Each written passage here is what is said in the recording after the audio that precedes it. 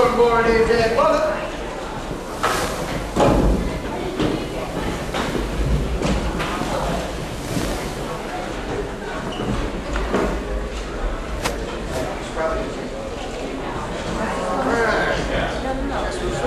Bobby back there?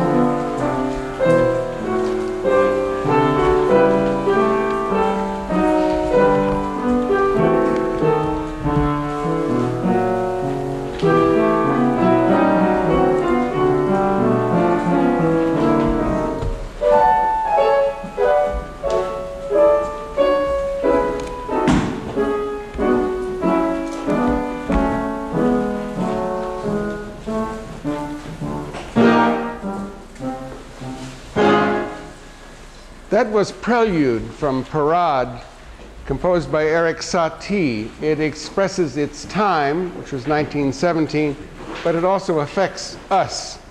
It puts the people who played it into a special state of mind, and it puts you who listen to it in a special state of mind, even if we can't always define that state of mind. Part of the relevance of music lies in its ability to reflect what society thinks and what society feels. But it is not only that changing times change music, but that music can be important in changing its time. This is the interrelationship between civilization and music, the two-way street between life and art. Buckminster Fuller said it beautifully.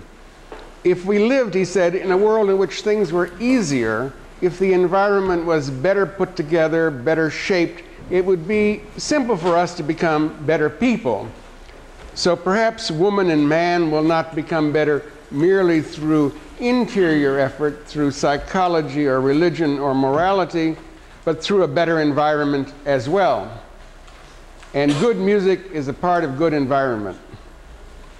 At its best, music displays harmoniousness, a sense of order and rightness that guides us and leads us to the good life. Does this remind you of Plato? It should. I don't just mean sweet chords or simple terms when I say harmoniousness.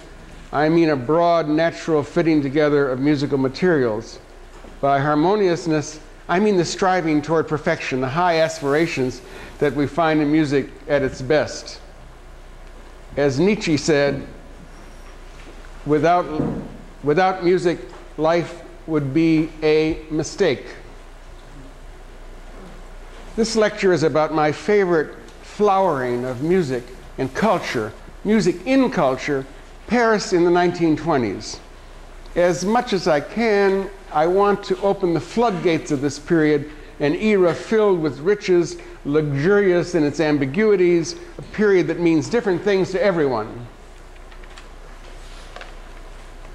Why am I so fixated on this period, Paris in the 20s? Like so many Americans, I was led into this period through the conviviality of expatriates, the American writers who lived there, chiefly Hemingway and... Dear Scott, Paris seems to me an ideal place to live. It combines all the attraction and conveniences of a large city, with all the freedom, beauty, and regard for the arts and pleasure of a place like Princeton. I find myself more contented and at ease here than anywhere else I know. Take my advice. Cancel your passage and come to Paris for the summer. Settle down and learn French and apply a little French leisure and measure to that restless and jumpy nervous system. It would be a service to American letters. Your novels would never be the same afterwards. There it is, Edmund Wilson writing to F. Scott Fitzgerald about the Paris we know from novels and movies. There's not much awareness of music in that movable feast, but one American composition has survived from that period and entered our consciousness.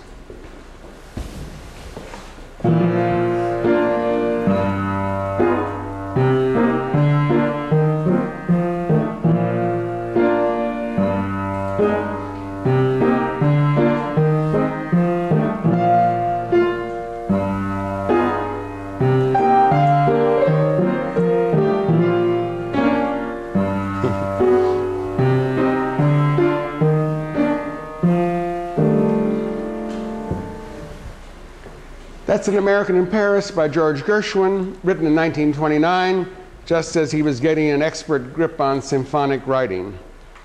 That passage is the Hollywood side of the piece. It's true the Americans in Paris laughed a lot and danced and drank champagne, and so did the Parisians themselves. For the Americans, World War I was something their country had chosen to get involved in order to help someone else. There was a difference in the laughter of the Parisians. It was on their soil that the horror of the Great War, World War I, took place, and they had been drained dry. This war, World War I, was probably the single greatest catastrophe in Western history. It was a war entered into casually and started accidentally. More soldiers lost their lives in this war than in any war in the history of the world, second only to the losses of the American Civil War. But more important, it introduced tanks and airplanes and chemical warfare. And it reintroduced warfare against cities, against civilians. It laid the groundwork for World War II and for the Cold War. E. E. Cummings was an American poet who was actually in the war as a medical aid. There's a curious, even infectious humor about his attitude toward it. My sweet old etc. Aunt Lucy, during the recent war, could, and what is more did, tell you just what everybody was fighting for. My sister Isabel created hundreds and hundreds of socks, not to mention shirts, fleas-proof ear warmers, etc., wristers, etc. My mother hoped that I would die, etc. Bravely, of course. My father used to become hoarse, talking about how it was a privilege, and if only he could. Meanwhile, myself, etc., lay quietly in the mud, etc., dreaming, etc., of your smile, eyes, knees, and of your etc. When a French poet was light about the war, it was more likely to be about the end of the war, as can be seen in this poem by Jean Cocteau, Christmas 1918. 1919 fait cesser. 1919 brings to a close. Ta guerre au discorde cruel. Your war with its cruel discords. Un de tes fils ferme ses ailes. One of your sons folds his wings. Et l'autre les sent repousser. And the other feels his grow again. That Paris, the non-American Paris, was seen by expatriates in glimpses. Gershwin shows us this non-American Paris in the example that follows. This is not the Technicolor version of Paris in the teens and 20s, but it has beauty.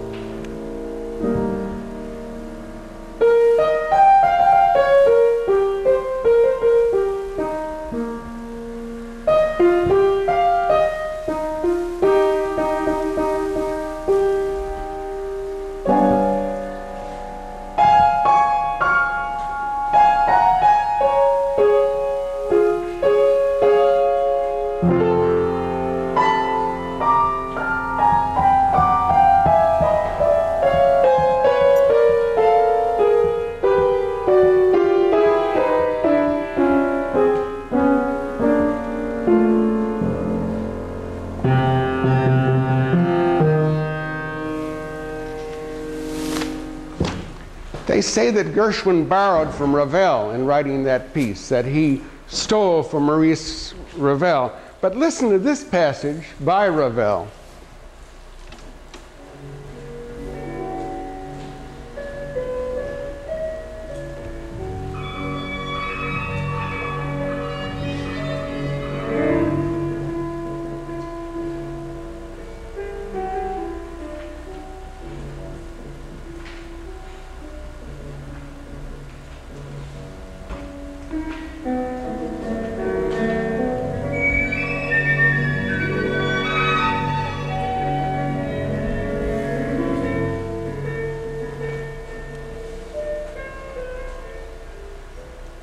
That was from the Piano Concerto in G, which Ravel wrote in 1931, 2 years after An American in Paris, which means that by that time Gershwin was influencing Ravel.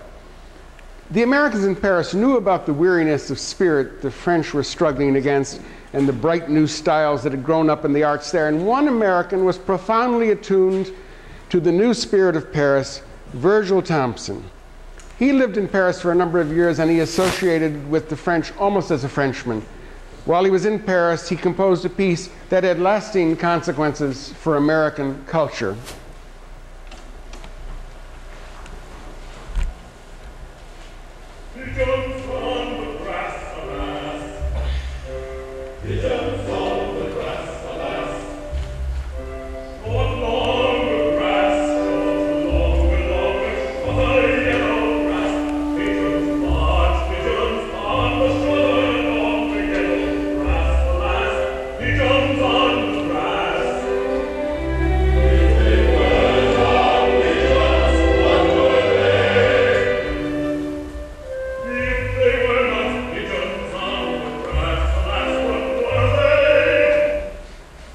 Pigeons on the grass, alas, if they were not pigeons, what were they?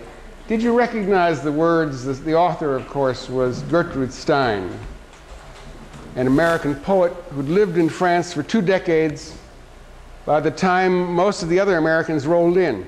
She was very impressed by Virgil Thomson and his understanding of her special use of language, her repetitions, inversions, alliterations, and the freely associative quality of her writing. Stein's circle was immense. She had great influence on Thomson, Ernest Hemingway, and Sherwood Anderson, among others.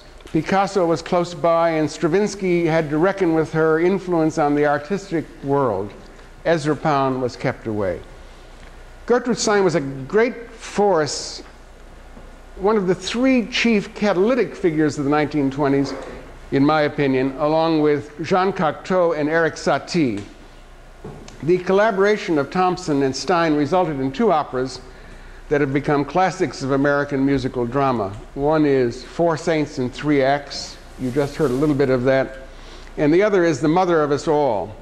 The libretto for the second of these was Gertrude Stein's last completed work.